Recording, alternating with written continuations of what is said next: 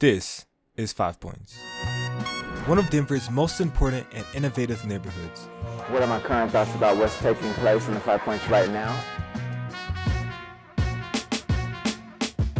It's change that, obviously is necessary. I'm proud to see 5 Points being revitalized. But something seems off. Let's discuss how we got here.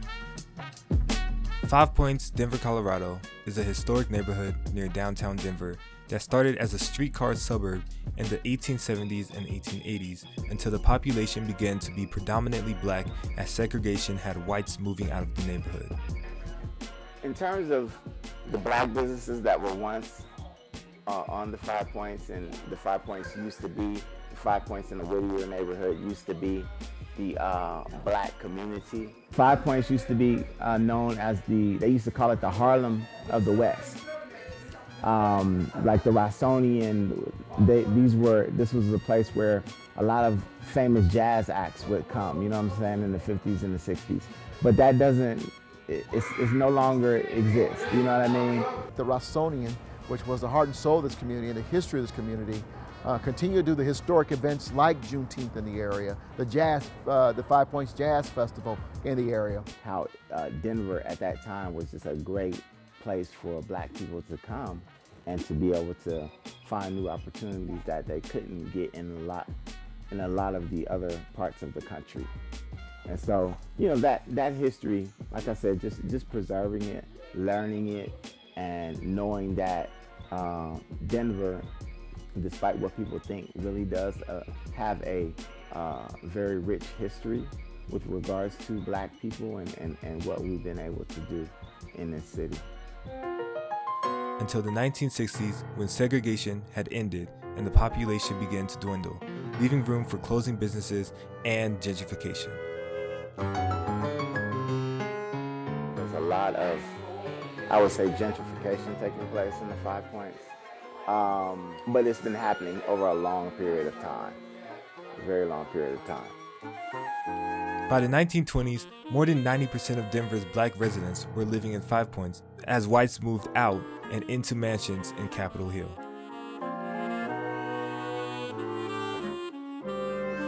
At this point, most of our people who used to live in that neighborhood have been outpriced.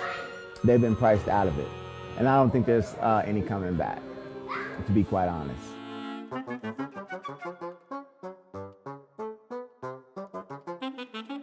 And unfortunately, for so much of the history of 5 Points, we've seen a gentrification and some involuntary displacement occur. But what happened was, downtown changing and the hospitals coming together. The hospitals coming to the area really created a housing demand for those professionals who wanted to live in the area, walk to work, and be close to the rail that was moving people back and forth. And so you saw a lot of involuntary displacement. You saw the values skyrocket in the area and begin the process of displacing people. So yeah, it was strong. It doesn't mean we can't recapture it. And I'm excited that there are movements afoot to, one, again, to put a stamp in the ground about the history of 5 Points, and two, people coming back to reclaim the heritage and history of this great community. As all of these different businesses have developed down at Lodo, people with money wanted to be closer to lower downtown. And so again, that pushed a lot of the people who used to live in the 5 Points out. And so it's the government's fault. It's real estate developers' fault. It's our fault for not holding on to the property that we once had. You know what I mean? So it's a combination of people who we could blame for the 5 Points being what it is and what it's becoming. It's changed. Now it's people walking their dogs and coffee shops and things of that nature.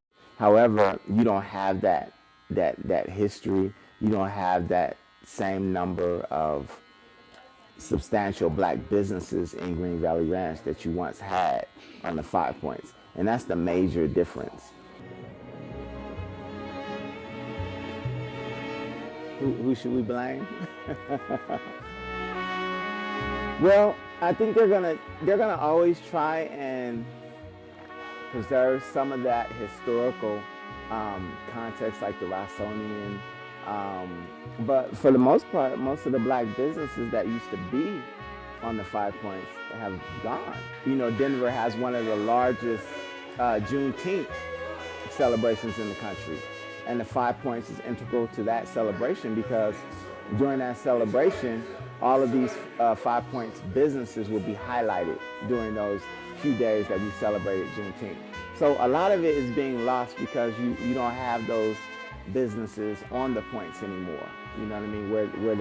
Where Zonas used to be, now it's a flower shop. And there's a little bagel place down there. You know what I mean? It's totally different. As the population declined and the demographic of the neighborhood began to change, businesses began to close, and the remaining residents were not in support of the changes being made to the landscape.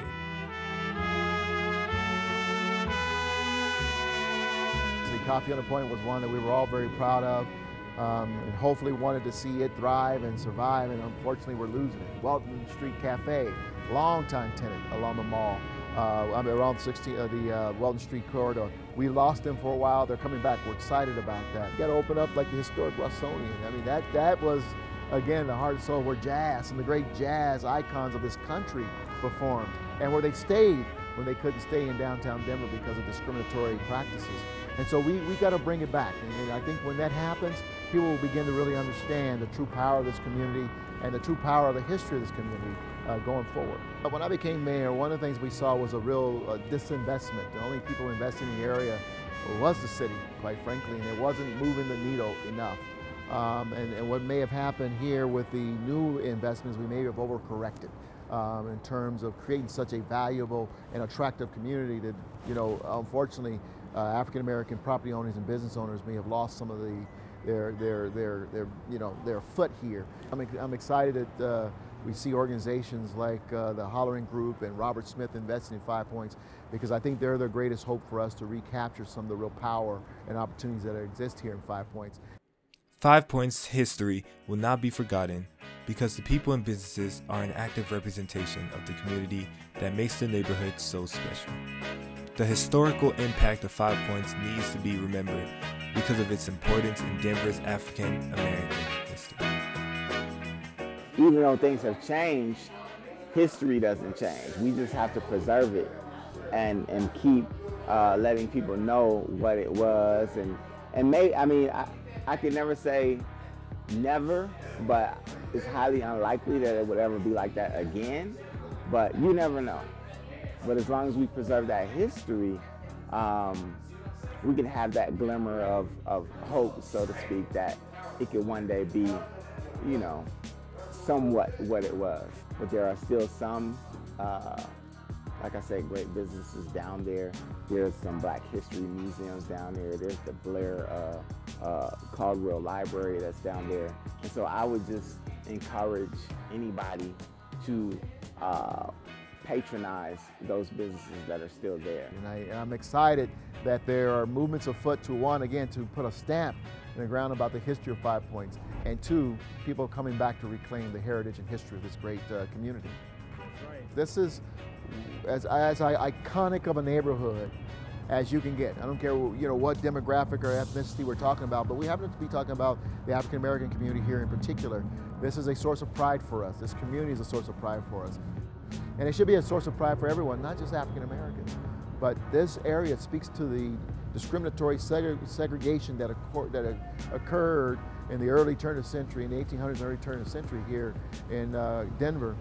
And we should use that as an opportunity to educate our children and our grandchildren about what we should be doing in the future, but more importantly about the greatness that came out of this community. All right, thank y'all. Good luck to y'all at UCD.